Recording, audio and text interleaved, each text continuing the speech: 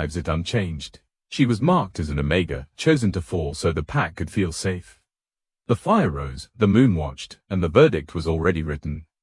Until the ritual began to break its own rules. Until the moon hesitated, and until the Alpha made a choice no law could undo. That night, destiny didn't crown a victim, it ignited a revolution. At the edge of the torchlight stood Leora, the pack's Omega by title and by accusation, wrapped in a plain cloak that could not hide the way her shoulders tightened against the cold. No one stood with her. Beaters who once shared meals kept their eyes on the ground, and younger wolves hovered behind their parents, coached into fear by quiet gestures. Leora's scent should have been comfort in a pack, a soft thread that soothed tempers, yet tonight it was treated like smoke, something that clung, something that warned of fire. She had become the offering, convenient and conspicuous enough. Across the clearing, the Council of Horn and Stone formed a half-circle on raised steps, their ceremonial mantles heavy with silver stitching that caught moonlight like knives. They spoke of balance, of the old laws that kept hunger from turning into war, and of justice that must be seen as much as done.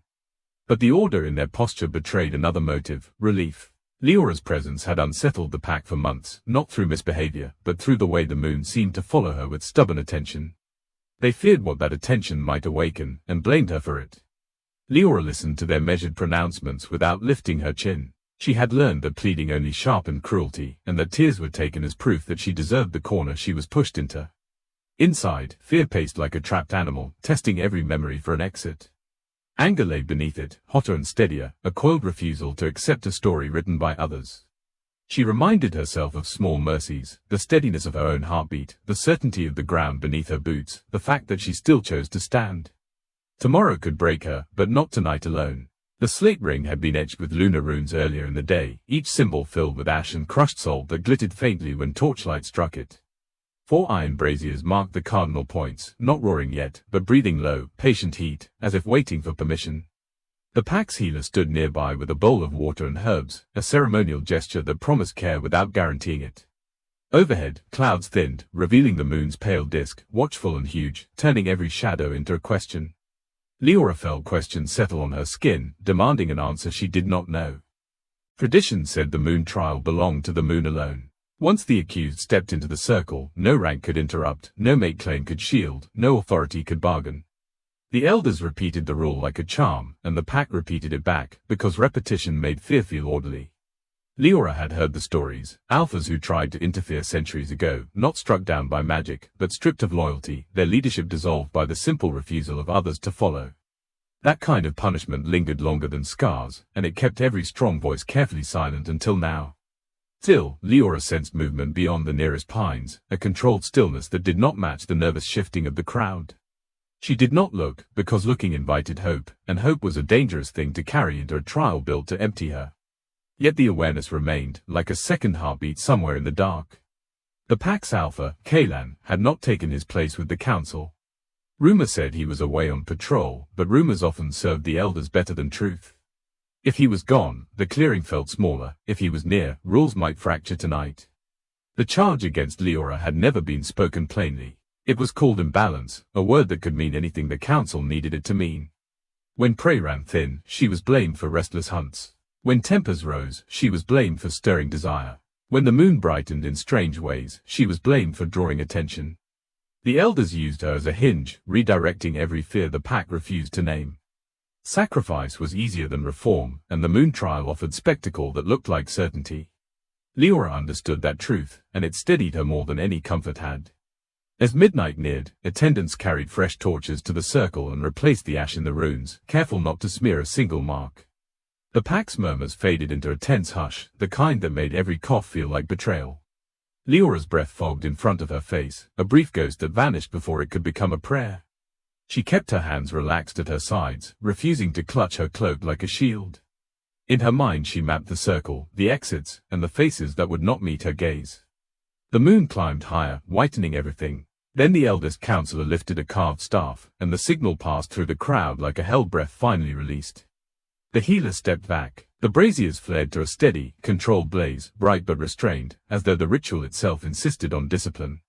Leora's name was spoken in the cadence reserved for judgment, and she felt the sound settle over her shoulders with the weight of a verdict. She walked forward without rushing, each step deliberate, each heartbeat counted. At the edge of the slate ring she paused, letting the torches reflect in her eyes. She stepped in, alone. Long before the circle was swept clean and the torches were set, Leora's name had been marked by a story she never chose.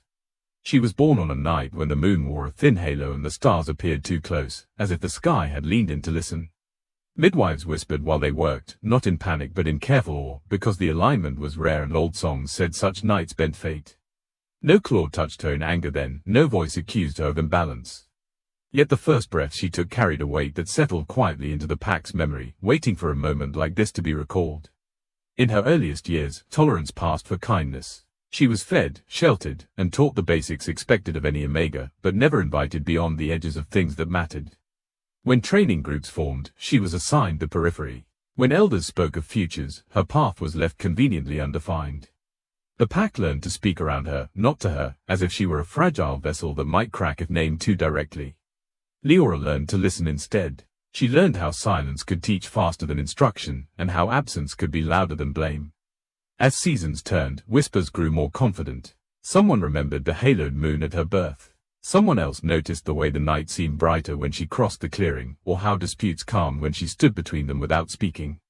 These observations did not become praise. They became caution. The pack did not forbid her from learning, they simply never offered.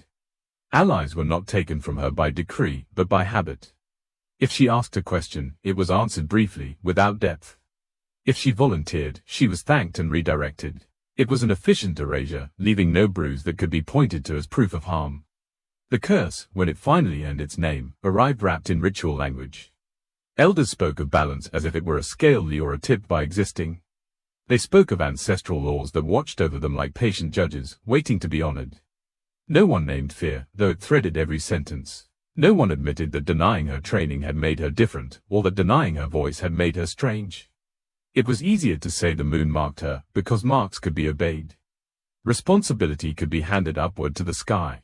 The moon trial itself had been presented to the pack as judgment, a solemn test to reveal truth. In reality, it was endurance dressed in ceremony. Those who survived did so by lasting through isolation, exposure, and the slow grinding pressure of being seen as unworthy by everyone who mattered. It broke spirits more often than bodies, leaving survivors obedient and quiet. Leora knew this, not because it was explained, but because she watched the few who returned changed, their confidence thinned into careful compliance. The trial did not ask who they were. It asked how much they could lose without falling apart. The elders framed the decision with finality that left no space for argument. They cited precedent, omens, and the need to protect the pack from disruption. Each reason overlapped the next until the conclusion seemed inevitable. Leora noticed how often their eyes slid away from her when they spoke, as if looking directly would weaken the certainty they performed. She did not interrupt. She had learned that interruptions became evidence against the interrupter. Instead, she folded her hands and absorbed their words like rain against stone, letting them run off without soaking in. Outwardly, she accepted the curse with a stillness that unsettled those watching. There were no pleas, no vows to change, no promises to diminish herself. This composure was mistaken for resignation, and the council relaxed into it, mistaking quiet for consent. Inside, something sharpened. Leora recognized the shape of the trap not as destiny, but as design. She understood that the trial sought to reduce her, to sand down whatever made the moon attentive. That understanding did not grant her an escape, but it gave her a line she refused to cross. She would not break in the way they expected. As preparations continued, attendants began carving additional ceremonial marks into the ground just beyond the slate ring. Each groove was precise, the patterns older than any living wolf, meant to channel attention and focus intent. The work was careful, reverent, and relentless. With every line drawn, the space around Leora felt narrower, as if the clearing itself were learning how to look only at her. She breathed evenly and watched the hands that worked, memorizing the rhythm, the pauses, the moments when uncertainty flickered and was smoothed away by practice. Memory pressed in with the smell of cut stone and ash. She remembered the day she was told she would not be taught the deeper songs, because they required guidance she did not have. She remembered standing at the edge of a hunt, holding supplies, praised for reliability and excluded from risk. She remembered the first time she realized no one would step forward for her without being asked, and the last time she asked. These moments did not wound her now. They formed a map of how the pack functioned, and where it failed. Maps were useful things to carry into darkness. The moon climbed higher as the carvings neared completion, shedding its light with increasing focus. Clouds thinned in a way that felt deliberate, and the pale glow settled more heavily on the center of the clearing than on its edges. Leora felt it like a cool weight on her skin, attentive and isolating. Around her, the pack shifted uneasily, some stepping back without realizing they had moved. The elders noticed the change and stiffened, doubling down on ritual to reassert control. They spoke louder, gestured more precisely, as if precision could command the sky. When the last mark was finished, the attendant stepped away, and the space seemed to seal. Moonlight slid into the grooves and caught there, brightening until the patterns glowed faintly. The effect drew every eye, but it fixed itself on Leora with unmistakable intent. She stood at the center of that attention, outwardly calm, inwardly alert, feeling the curse settle like a mantle she had not agreed to wear. The night held, the pack watched, and the moon chose her again, alone. When Leora crossed fully into the slate ring, the clearing seemed to tilt, as though the world had shifted its weight to test her footing.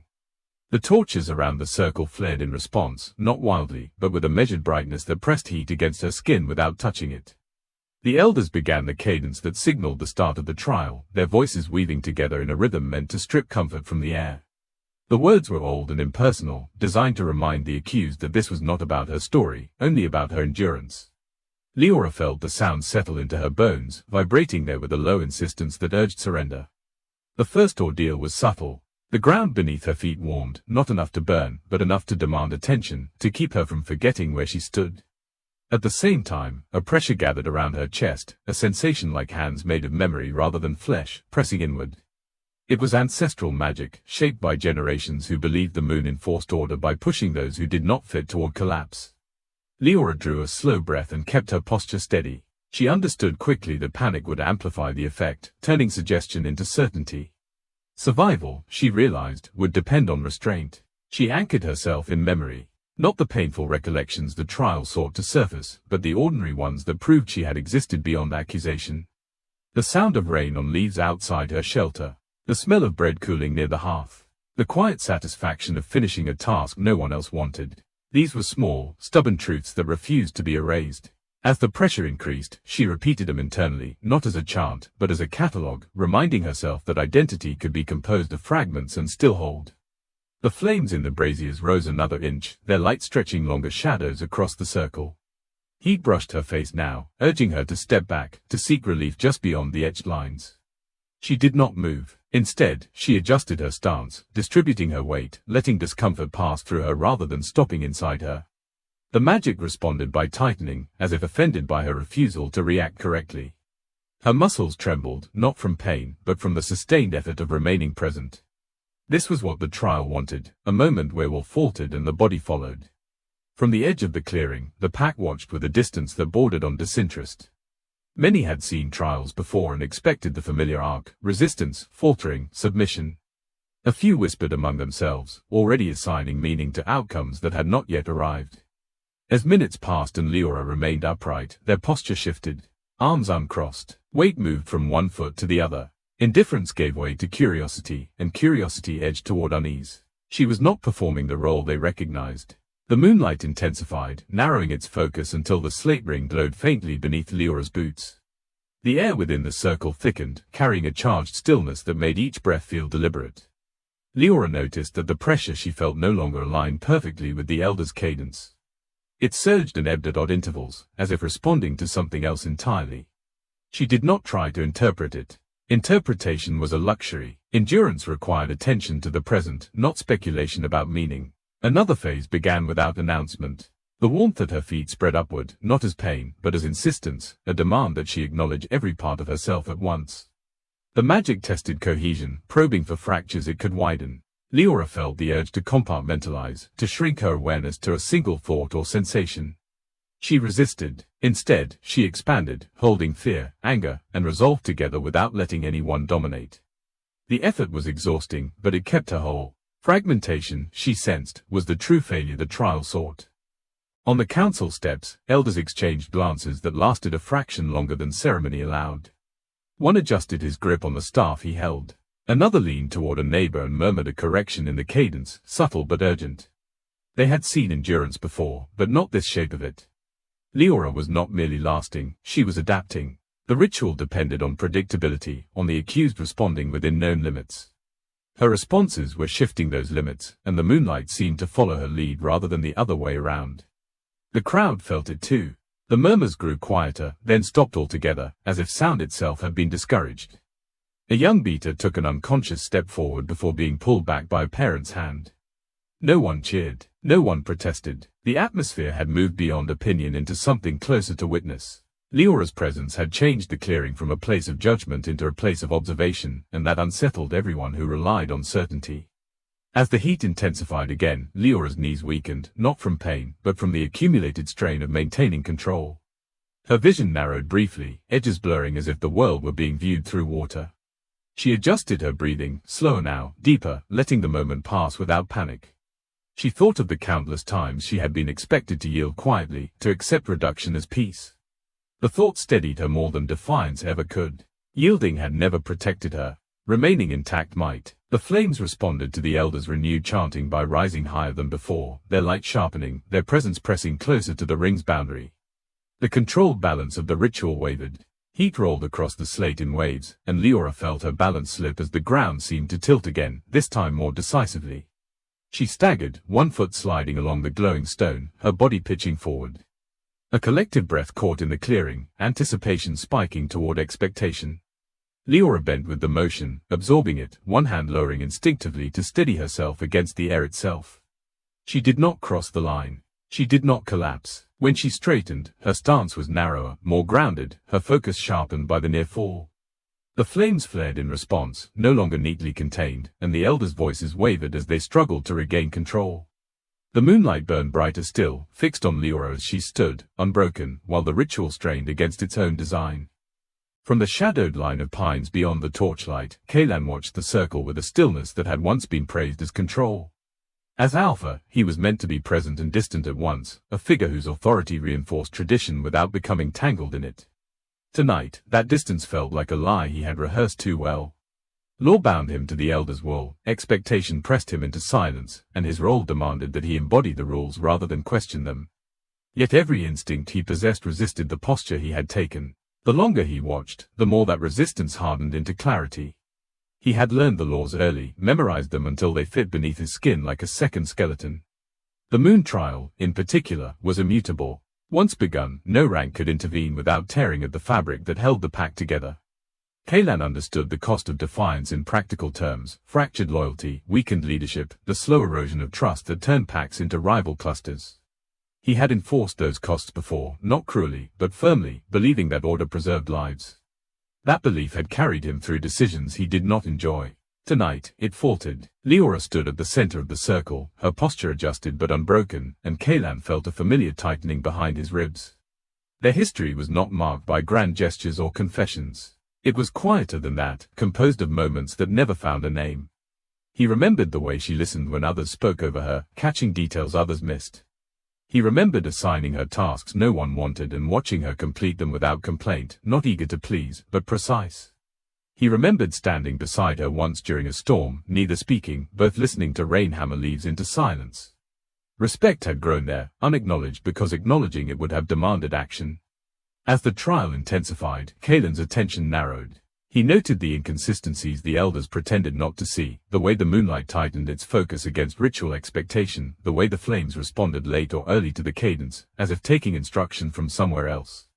These were not random fluctuations. They were signals. The old teachings said the moon reflected truth, not fear. If that was so, then what the moon was revealing now did not align with the council's narrative. Leora was not being rejected. She was being tested differently.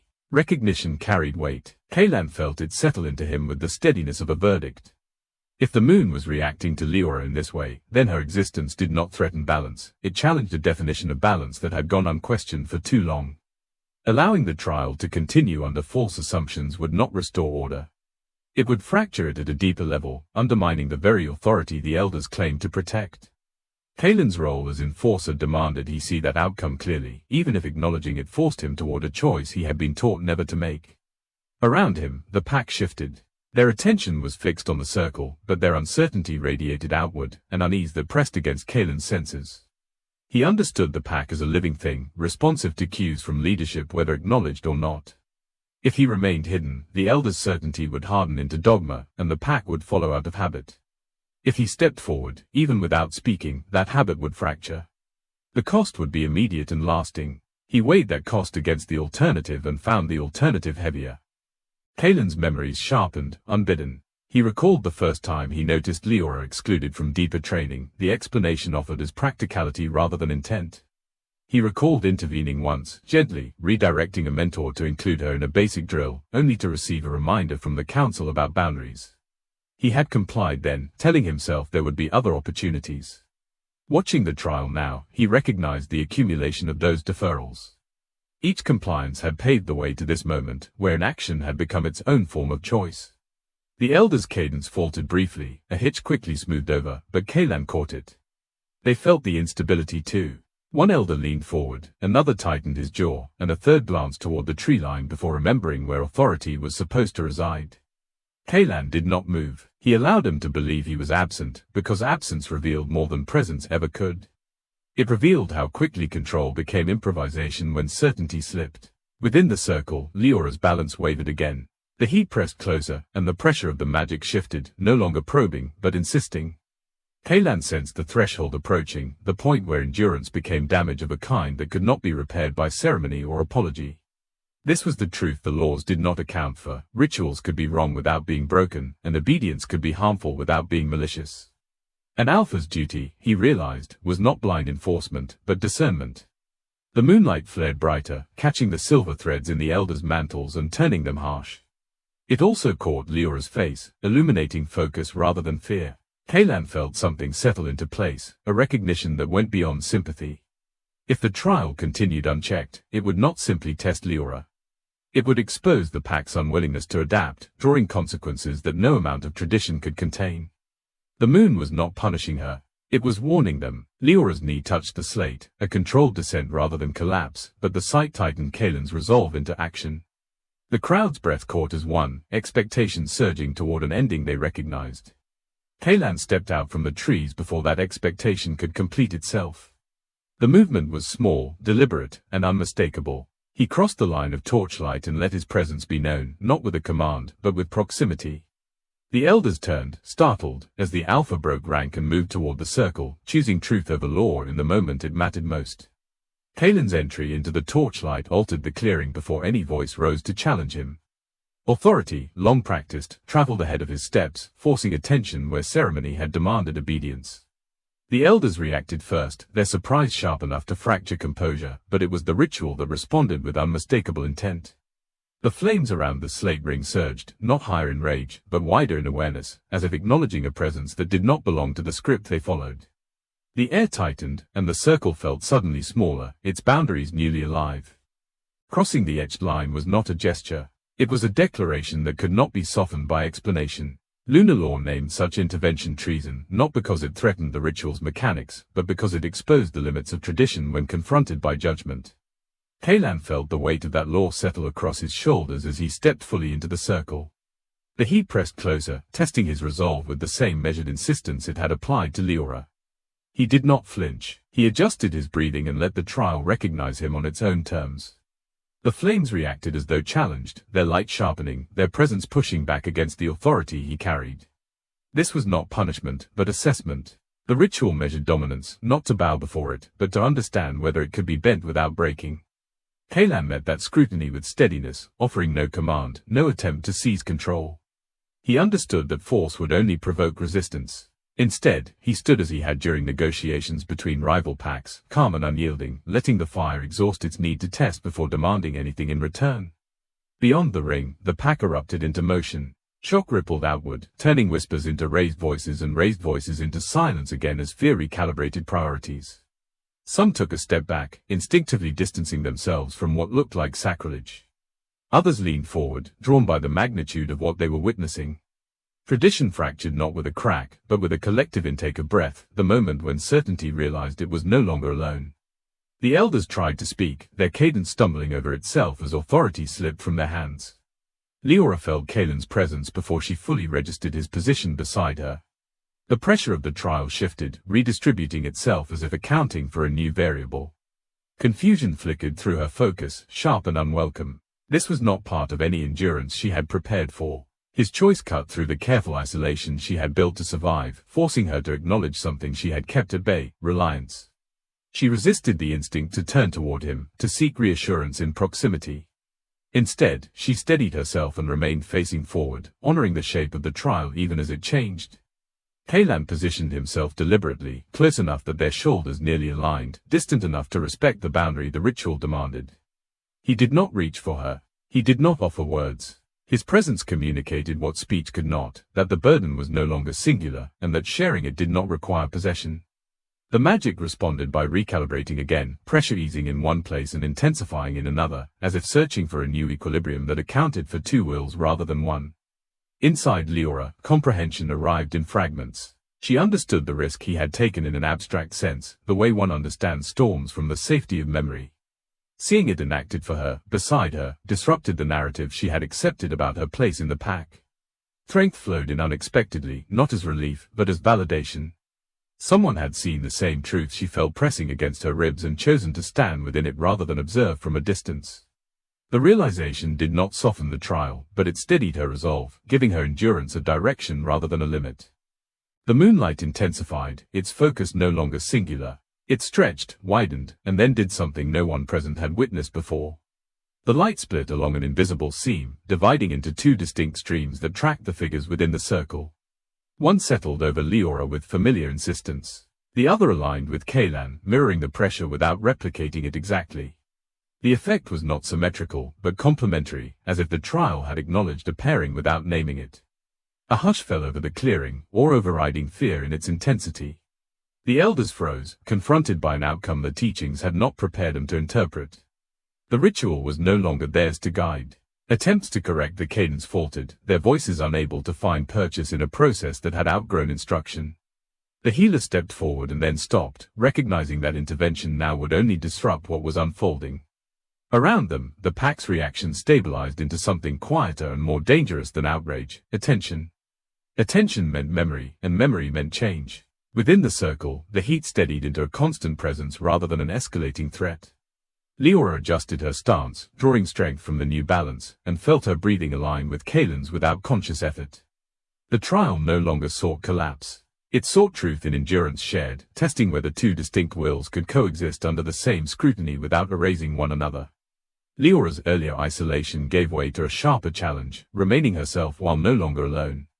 Kaylan felt the weight of leadership shift, not diminish. The flame's challenge had transformed into acknowledgement, and the pressure he bore clarified into responsibility rather than punishment. He understood that whatever followed would redefine his authority, not because he had seized control, but because he had accepted consequence. Standing beside Leora did not absolve him of duty. It expanded it, demanding discernment where obedience had once sufficed. As the moonlight held them both, bound in its divided focus, the circle's runes glowed brighter, their lines connecting in patterns that suggested continuity rather than confinement. The pack watched in stunned silence as the trial reshaped itself around two figures who had refused its original terms. The light intensified once more, sealing its attention on them together, and the night waited to see what that binding would demand next. The moment the moonlight split and held both Leora and Kaylan in its focus, the trial stopped behaving like a punishment and started behaving like a question. The heat in the circle did not vanish, but it changed character, less like an assault and more like a steady force pressing for alignment. The runes etched into the slate brightened in a sequence that did not match the Elder's cadence, as though the markings had been waiting for the correct conditions all along. The clearing felt suddenly older than the pack, older than the Council of Horn and Stone, as if an ancient agreement had been invoked without anyone's permission. Leora sensed the shift first as relief that did not feel like mercy. The pressure that had tried to compress her into submission widened into something more complex, asking her to hold multiple truths at once without collapsing into any single one. Her fear still existed, but it no longer dominated the space inside her.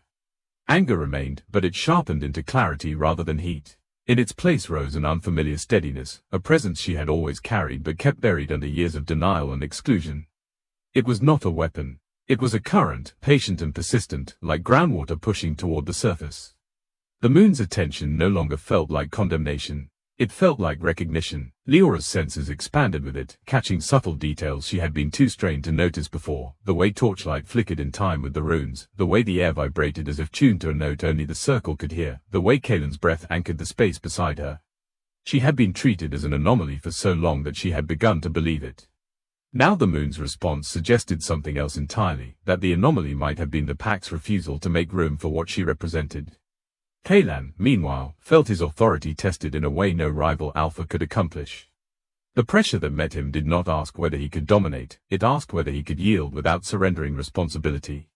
His instincts urged him to command the ritual into order, to force it back into familiar lines, but the moment he attempted to assert control, the flames widened and the heat intensified, pushing back with silent insistence. It was a lesson delivered without cruelty. Strength was not the same as control, and leadership was not the same as possession. Around the circle, the pack's reaction shifted from shock into uneasy comprehension. The elders' faces tightened as their certainty eroded. They had expected the trial to follow a known progression, to produce a visible outcome that justified the decision. Instead, the ritual was rewriting itself in front of witnesses who would remember every moment. One elder tried to restart the formal chant, lifting his staff as if the gesture alone could reassert command. The words faltered in his mouth when the runes ignored him. Another elder reached for the logic of blame, but even that instinct stalled under the clarity of the moon's divided light.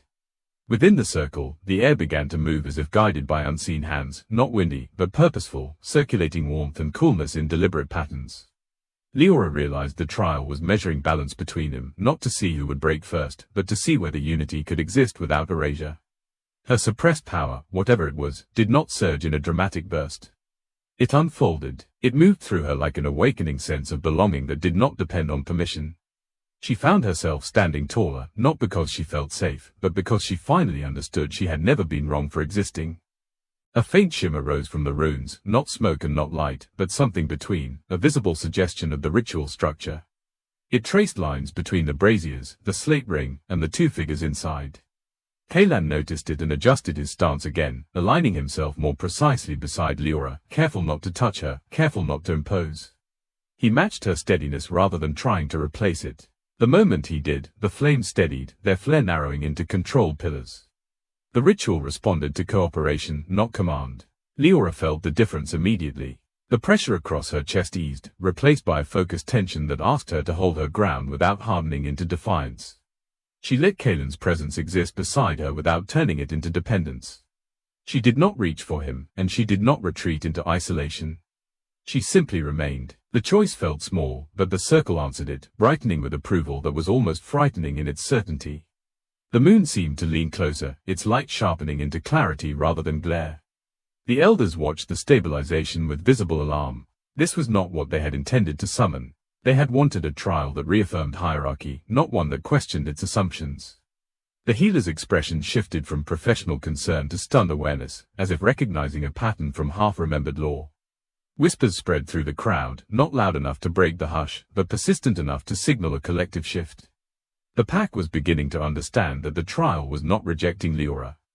It was responding to her, and by extension, responding to what the pack had refused to face. The ritual's energy intensified again, but now it moved upward, pulling attention toward the moon rather than pressing down on the accused.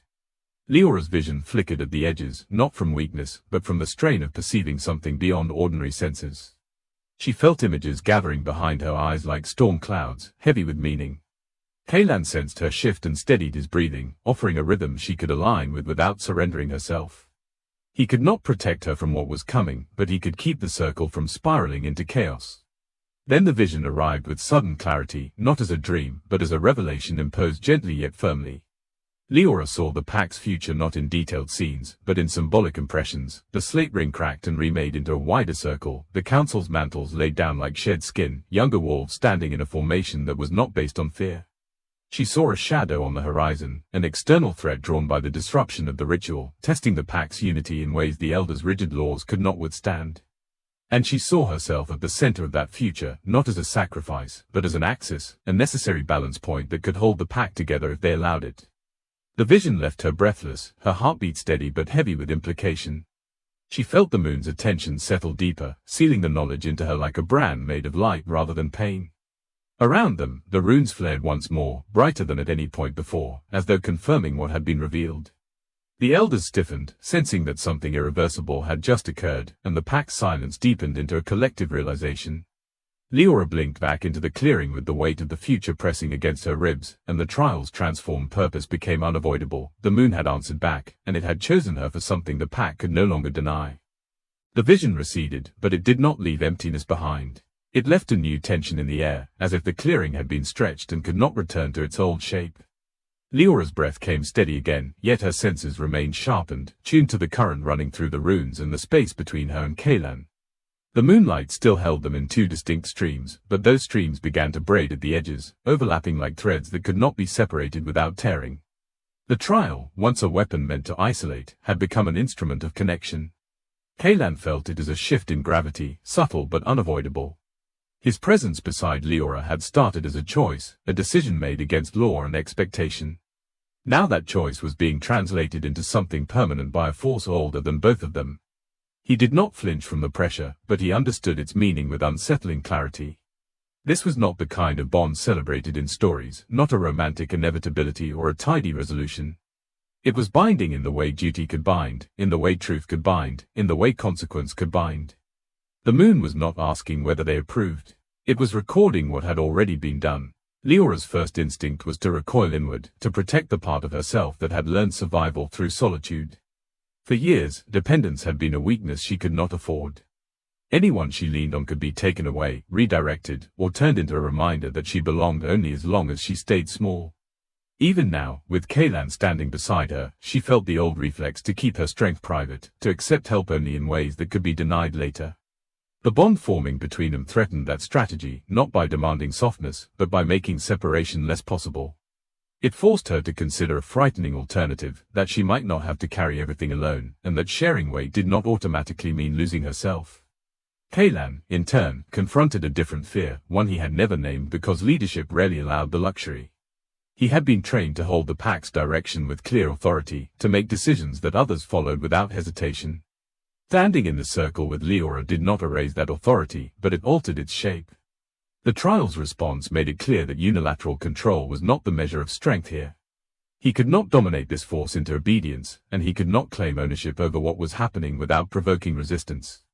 The bond forming demanded something from him that his role rarely required: cooperation without control, leadership without conquest.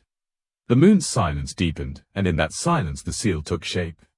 It did not announce itself with spectacle. It arrived as a quiet certainty, like a door closing without a sound but leaving no doubt that it had latched.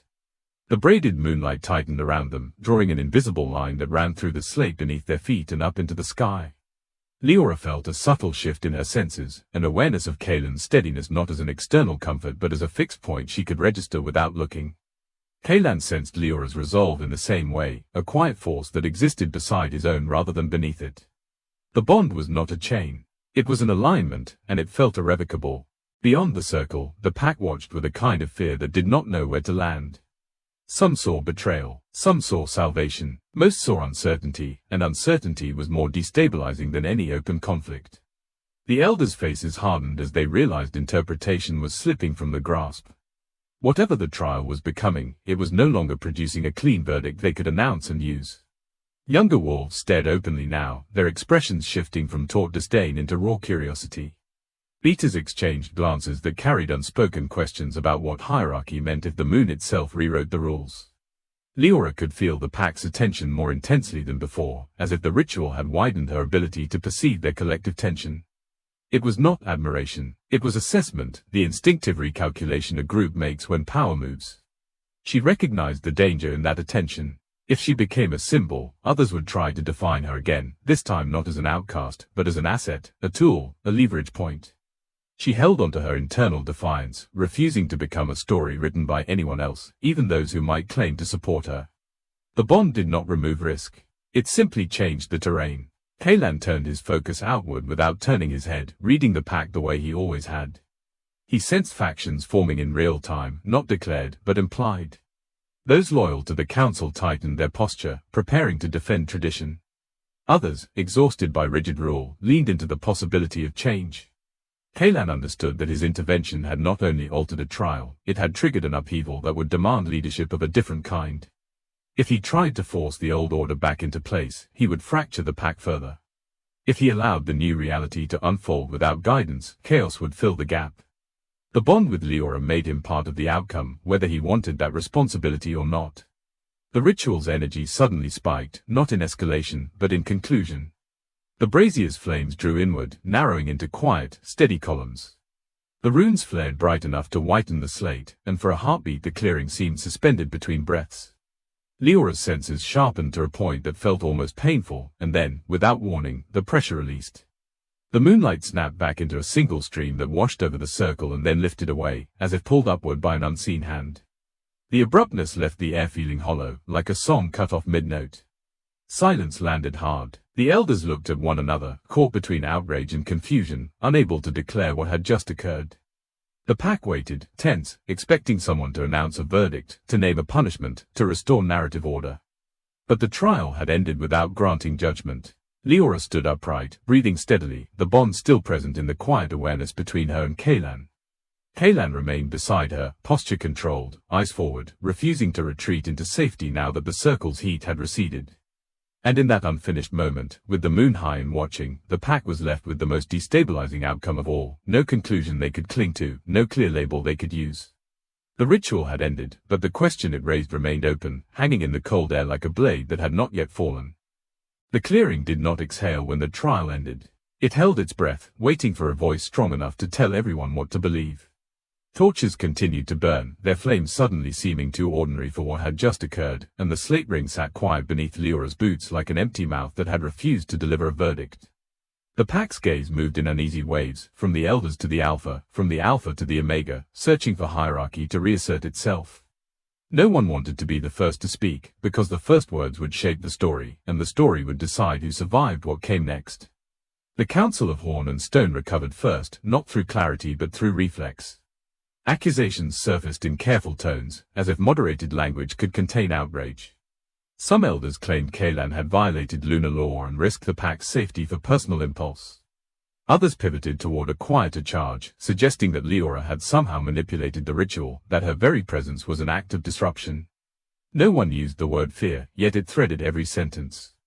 They feared the moon's attention, feared what it implied about their authority, and feared what might happen if the pack decided the elders were no longer the final interpreters of tradition.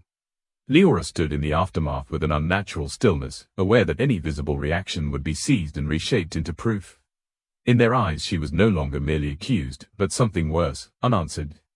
The trial had not confirmed her unworthiness, and it had not absolved her. It had left her suspended in meaning, a living question that demanded interpretation.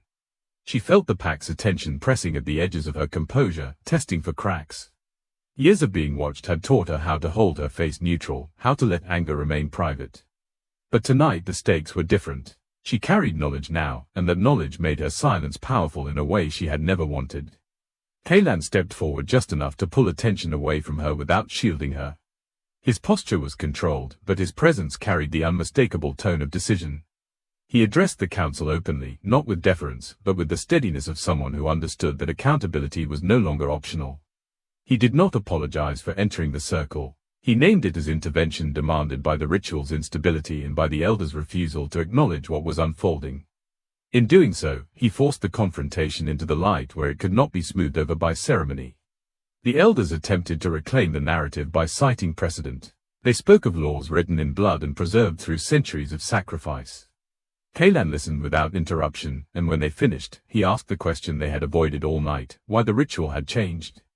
If Leora were truly an imbalance to be rejected, why had the moon responded with recognition rather than rejection?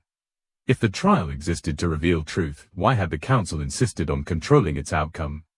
His words carried no theatrical anger, but that made him sharper.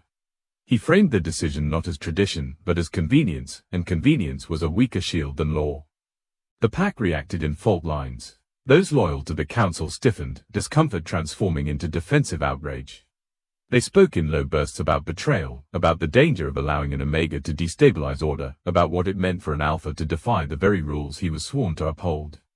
Others, quieter at first, began to shift their weight toward Kaylan's stance. Not all of them supported Leora from compassion. Some saw the elders' miscalculation as a threat to the pack's survival, and survival mattered more than pride. The fracture was not yet a split, but it was becoming visible, like ice cracking under the first steps of winter. Leora registered the shifting loyalties with a calm that was not peace but vigilance. She understood that support could be as dangerous as hostility if it came with demands. She did not step forward to speak, because she sensed the council wanted her voice only so they could twist it. Instead, she let Kaylan hold the confrontation while she held her own center, refusing to be dragged into a narrative where she played either villain or savior. The bond between them remained quiet but present, not a comfort, but a shared awareness that their fates had been linked in front of witnesses who would not forget. The council's eldest tried another tactic, invoking fear of lunar retribution. He warned that the moon punished disobedience, that the pack's safety depended on strict adherence, and that Kaylan's intervention risked bringing a curse upon them all. The warning was calculated, meant to turn the pack's survival instinct against him. For a moment it worked. Murmurs rose, and some faces tightened with anxiety. Leora felt the old pressure of collective fear, the familiar urge of the pack to find a single person to blame so uncertainty could be contained. She realized, with a cold clarity, that the elders would gladly offer her again if it restored their control. Kaylan did not allow the fear to settle. He pointed out what everyone had witnessed: the moon had not struck him down. The ritual had not shattered. The sky had not withdrawn its light. Instead, the trial had ended unfinished, suggesting not punishment but warning, not condemnation but demand. He challenged the elders to admit they did not understand what had happened, and that their insistence on forcing a verdict nearly destabilized the circle beyond recovery. He framed their authority as stewardship, not ownership, and asked whether they had honored that role or exploited it. That question landed like a stone in still water. The elders' faces tightened further, and for the first time some of them looked uncertain, not because they agreed, but because they sensed the pack's attention shifting.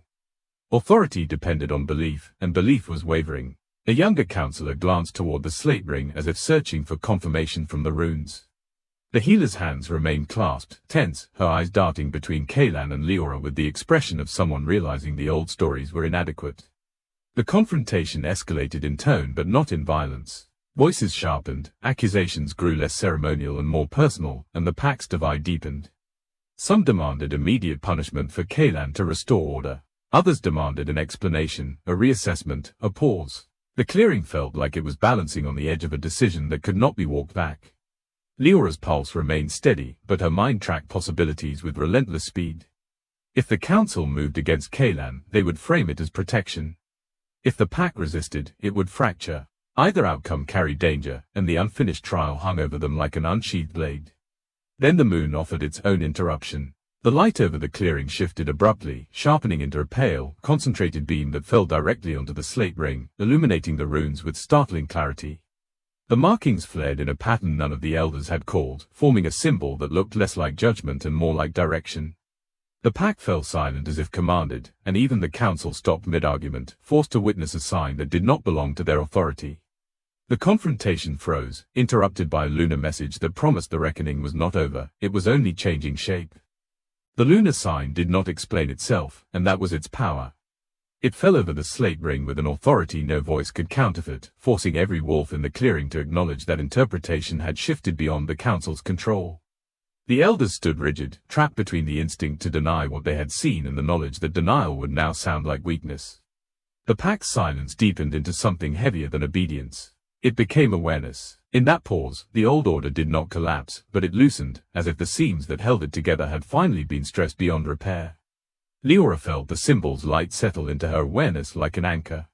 She had spent years bracing for condemnation, for the moment when the pack's fear would become decisive. Tonight, the decisive moment had arrived, and the moon had chosen not to condemn her. That did not mean safety, but it changed the shape of danger.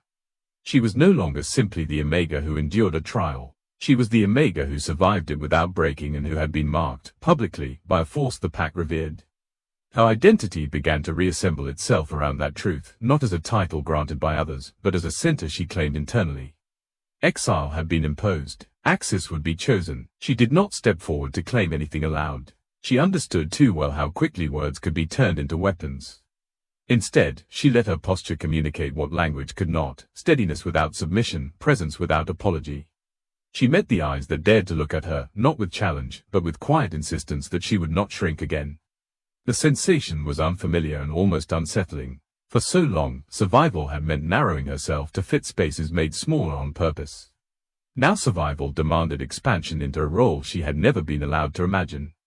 Kaylan, beside her, felt the immediate cost of his intervention begin to crystallize. The council's authority had not vanished, but it now had to share space with the pack's memory of what happened in the circle.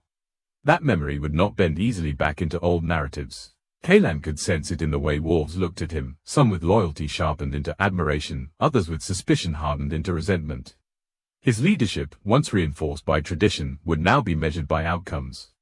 He had traded the comfort of inherited certainty for the burden of responsibility he could not delegate.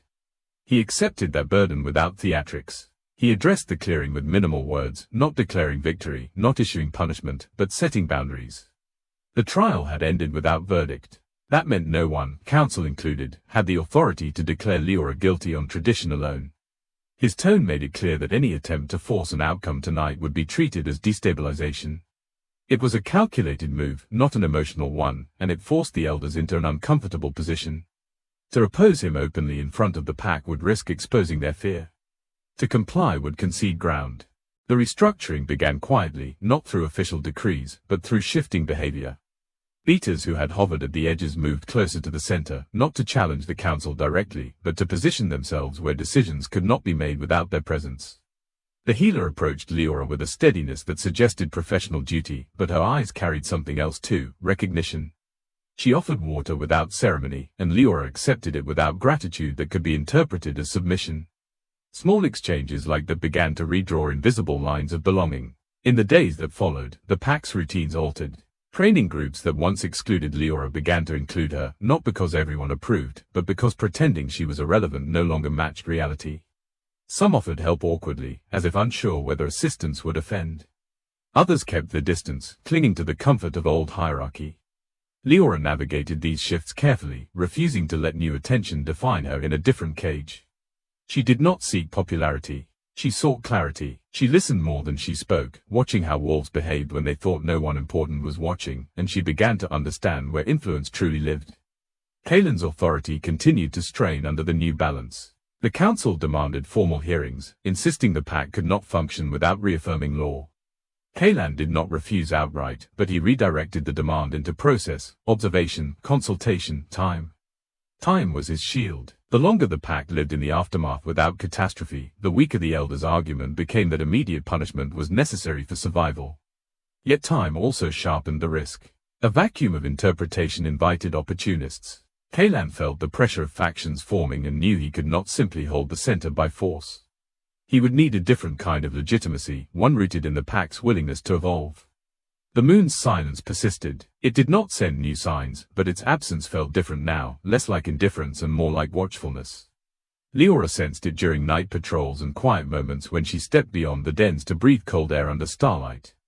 The moon no longer felt like a judge waiting to condemn her. It felt like an observer waiting to see what the pack would do with the truth it had revealed. That watchfulness carried a pressure of its own, not punitive, but demanding. Leora understood that being chosen did not mean being protected. It meant being responsible. As the pack adjusted, subtle tension crept into the forest itself. Scents shifted along the borders, faint at first, then persistent enough to notice. Patrols reported quiet anomalies, unfamiliar tracks that vanished abruptly, a distant howl answered by nothing, birds lifting from trees in startled waves. These were not attacks, not open threats, but signs of attention. Something beyond Grapevine Hollow had felt the ripple of the altered ritual, the way blood scents draw predators even when no wound is visible. Leora remembered the vision's shadow on the horizon and felt a cold certainty settle in her chest. The trial had not ended in conclusion because it had opened a door. Kalan noticed the same signs and tightened border rotations, careful not to frame it as fear. He spoke of vigilance, of protecting the pack's stability during transition. Privately, he tracked the pattern of disturbances and compared them to old accounts of what happened when lunar rites were disrupted or transformed. The council dismissed his concerns publicly, insisting the true danger was internal disorder, but the dismissals sounded thinner now, like arguments recited rather than believed. Even they could feel the forest's unease. Leora's transformation solidified in that tension. She was no longer the Omega standing alone in a circle. She was a point of balance the pack needed, whether they liked it or not. She did not romanticize the role. It frightened her in quiet moments, when she considered how easily a pack could turn on what it did not understand. Yet fear no longer dictated her shape. She had endured being reduced. She would not return to it. As the nights grew sharper and the border signs became harder to ignore, Leora felt the distant threat drawing nearer, pulled by the broken ritual's echo, and she understood that the pack's new balance would be tested sooner than anyone was ready to admit. The clearing changed slowly after that, not through declaration, but through neglect. The torches were taken down one by one, their iron brackets left to rust against the stone posts that had once framed judgment. The slate ring remained, but no one swept it again. Ash gathered in its grooves, softening the sharp lines of the runes until they looked less like commands and more like memories. Wolves passed the place without ceremony, lowering their voices instinctively, as if the ground itself demanded restraint. What had once been the heart of authority became a boundary the pack chose not to cross. Leora returned there only once, alone, in the early hours before dawn. She stood at the edge of the circle, not inside it, and let herself feel what remained. The heat was gone, the pressure lifted, but the imprint lingered, faint and unmistakable. She thought of what had been taken from her long before the trial ever began, the ease of belonging, the assumption of safety, the right to be unremarkable. She also acknowledged what had been gained, though the word felt dangerous. She had gained clarity, not about what she owed the pack, but about what she would no longer surrender. Survival had taught her how to endure. Proof had taught her how to stand. She did not mistake endurance for virtue. There were nights when exhaustion pressed close, when the weight of attention made her long for the anonymity she had once resented. The pack watched her differently now, some with expectation, some with calculation. She met that gaze with care, choosing when to engage and when to withdraw. Love, she realized, was not the absence of fear or the promise of safety. It was the decision to remain present without erasing oneself, even when retreat would be easier. That decision had been forced on her in the circle. Now it was hers to make deliberately. Kaelan reflected elsewhere, often while walking the forest's outer paths alone. Leadership had never afforded him the luxury of introspection, but the aftermath demanded it. He thought about the authority he had lost in the eyes of some and the trust he had gained in others. He acknowledged the cost without resentment. Power that relied on unquestioned obedience had always been brittle. What replaced it was heavier and slower, but it felt real. He could no longer hide behind tradition when decisions went wrong. Responsibility now had a face, and sometimes that face looked back at him in silence, waiting. He thought of Leora often, not as a problem to solve or a symbol to manage, but as a presence that had altered his understanding of strength. Standing beside her in the trial had not made him less of an alpha. It had stripped away the illusion that leadership meant standing above rather than alongside. That realization unsettled him in ways he did not confess aloud. Love, for him, did not arrive as longing or possession. It arrived as respect sharpened into commitment, a willingness to share consequence without claiming ownership. He recognized it as a choice that would need renewing, not a bond that would carry itself. When they spoke together now, it was with intention. There were no public displays meant to reassure the pack or silence rumor. Their conversations were measured, sometimes difficult, always honest. They discussed borders, training, and the subtle shifts in loyalty that required attention. They also spoke of limits, naming where one would not speak for the other, where partnership ended and individual judgment began. The bond between them did not dissolve those boundaries. It depended on them. Each interaction reinforced a balance neither had been allowed before, one grounded in consent rather than hierarchy. The pack noticed, even when no announcement was made. Younger wolves began mirroring the restraint they observed, negotiating disagreements rather than deferring automatically. Beaters took on roles that blurred old lines of command, not as rebellion, but as necessity. The council still existed, but its pronouncements carried less inevitability. Decisions were discussed more openly, and silence was no longer mistaken for agreement. The transformation was uneven and fragile, but it was real. The pack was learning, slowly, that stability did not require sacrifice at the altar of fear. The moon trial circle remained untouched as seasons turned. Moss crept across the slate, softening the edges, and rain filled the grooves until the runes reflected the sky instead of demanding obedience. It became a place parents warned their children about, not as a threat, but as a lesson. This is where we forgot ourselves, the warnings implied. This is where we decided never again. The ground held that promise better than any law. Leora found comfort in its quiet, knowing that remembrance could be a form of protection. The future did not resolve into certainty. Border signs still appeared, distant and unsettling, and patrols returned with reports that carried unease rather than clarity. The threat drawn by the altered ritual had not vanished. It waited, patient, testing the pack's resolve through absence rather than attack. Leora felt its pull like a distant tide, and Kaelan planned for it without pretending preparation equaled control. They did not face it together in spectacle, but in alignment, sharing information, adjusting strategy, and trusting the other to act when separation was required. On the night the moon rose full again, the pack gathered not in the clearing, but across the hollow, scattered among trees and dens, living their lives without ritual demand. Leora stood on a ridge overlooking the forest, the cool air steady against her skin. Kalan joined her without announcement, stopping at her side with the same deliberate respect that had defined his first step into the circle. They did not speak immediately.